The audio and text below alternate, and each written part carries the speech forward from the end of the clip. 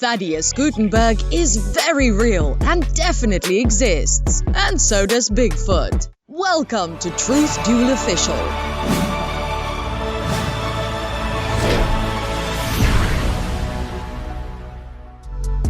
In this video, you'll learn about the cryptids studied by a very real scientist who works for the Mythical Wildlife Division of the US Forest Service, which definitely exists. You'll want to stick around till the end of this video to learn about the real problem, no sarcasm intended, affecting forests today. But first, I am your host, Misinformation. If you like this channel, make sure to subscribe to receive more cryptozoology, misinformation analysis, and other sentiments and ramblings that please and amuse us. And become a truth dueler, because only you can slay misinformation at its source. Get our app on truthduel.com. A lot of activists are annoying, aren't they? Whether it's vegans chaining themselves to slaughterhouse production lines or blue-haired feminists yelling at you in a Starbucks, activists seem to be getting on people's nerves. Except for one very unique activist who's taking a stand for the most oppressed group in America. Introducing Thaddeus Guttenberg, professional Bigfoot activist. Stoic, strong Thaddeus works for the US Forest Service's Mythical Wildlife Division, and he doesn't screech or chain himself up. Thaddeus has taken up the noble cause of Bigfoot activism, because America's Bigfoot population is under a dire threat. What exactly is Bigfoot? Is he a man or a monster? Perhaps he's related to apes. Maybe the word Bigfoot shouldn't refer to one creature, and instead, Bigfoot means a whole species of these cryptids. After all, they might be related to the creatures we also call Sasquatch and Yeti. What? You've never heard of Sasquatch or Yeti? Get ready to take notes, because misinformation is going to school you. Sasquatch is the anglicized version of a native word meaning wild men. The tribes that give us this word live near the Pacific Northwest region of the United States, where Bigfoot is often spotted. Coincidence? I think not! Yeti is a word for a creature people claim lives in the Himalayan mountains in Asia. Unlike his forest-dwelling cousins, the Yeti may have white hair to blend in with the snow. He's also known as the Abominable Snowman, and makes a cameo appearance in Pixar's Monsters, Inc. Clearly, the Yeti would prefer Hollywood's warm climate instead of the mountains. Abominable! Can you believe that? Do I look abominable to you? Hey, why can't they call me the adorable snowman or the agreeable snowman, for crying out loud? I'm a nice guy.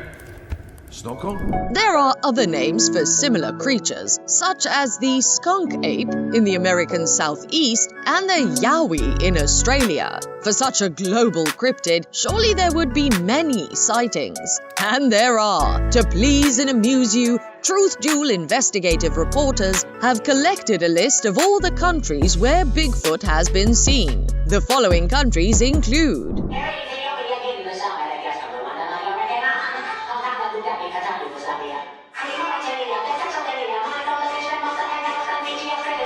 In all seriousness, there are a lot of people who claim to have seen a large, hairy, ape-like creature. There have been 10,000 Bigfoot sightings reported in the United States alone. Some of them are hoaxes, and some still leave scientists stumped. One famous sighting happened in 1924 during the Battle of Ape Canyon. A group of miners in Washington state claimed that a large ape-like figure began throwing rocks at their cabin after one man had shot his rifle at it. The most famous Bigfoot sighting is likely the one that gave the world this footage. This image was captured by two men in Northern California during the late 1960s.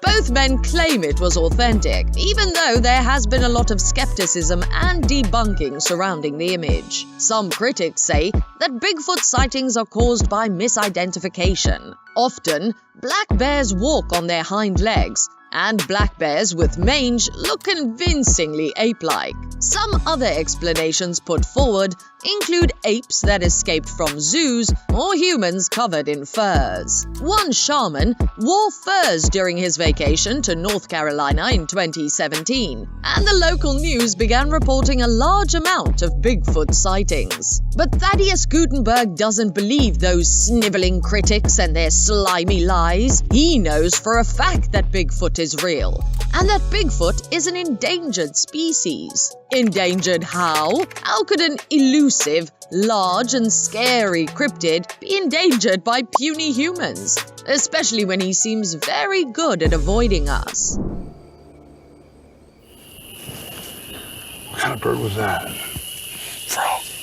Oh. However, Thaddeus says that the most pressing issue facing the North American Bigfoot population is deforestation.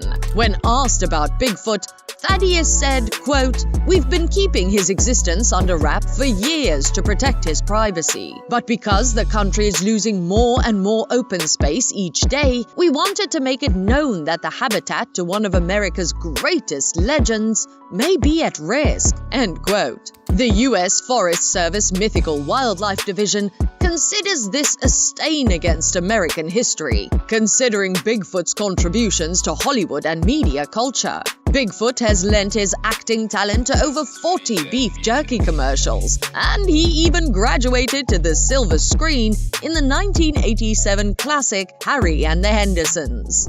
Bigfoot can come live with us. We'll accept the responsibility. Can you imagine what a Bigfoot would do to your home? One of Hollywood's hairiest stars is still facing a dire dehoming crisis. According to the U.S. Forest Service, the United States loses around 4 acres of natural land every minute. That's approximately 6,000 acres a day. They also predict that by 2030, 57 million acres of private forest land will be encroached upon by housing projects. However, suppose you don't care about Bigfoot. You say, "Misinformation. I am a normal human height, with normal human body hair, and normal human-sized feet. Furthermore, I certainly do not live in the woods. I don't care if Bigfoot loses his home." Well, dear normal human viewer, deforestation is a problem that's much larger than Bigfoot. For starters, the United States contains 8% of the world's forests. It's also the 4th largest forest estate in the world, behind Russia, Brazil, and Canada. What do all these forests do for a country? One reason that they're important is that they increase tourism. The United States national parks generate around $42 billion in revenue from visitors alone. Another reason is that forests contribute to a healthy ecosystem. As housing development moves closer to forests, the people that live in those houses depend on the forests for safety. Forests provide flood protection, air purification, and are a crucial part of the water cycle. Finally, forests provide a home to animals, including Bigfoot, and the animals aren't going anywhere because they have nowhere left to go. As housing projects move further into the forest, you can expect Bigfoot to become your next-door neighbor, or even your roommate. Don't say misinformation didn't warn you. Wait, could it be possible?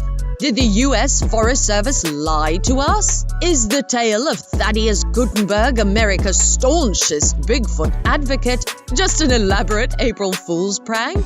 Say it isn't so. Misinformation wishes you well and says that while Thaddeus Guttenberg is a prank, deforestation isn't. P.S. As rivers and lakes dry up, will the Loch Ness Monster also be homeless? That's right. I said, I ain't giving you no $3.50, you goddamn Loch Ness Monster. Get your own goddamn money. I gave him $1. She gives him $1. I thought he'd go away if I gave him $1. Well, of course he's not gonna go away, Nelly. You give him $1, he's gonna assume you got more.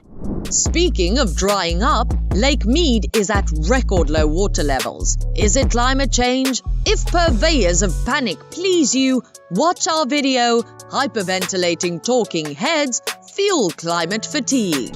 Until next time, Make sure to like our video, subscribe to our channel, and become a truth dueler, or Bigfoot won't pay rent.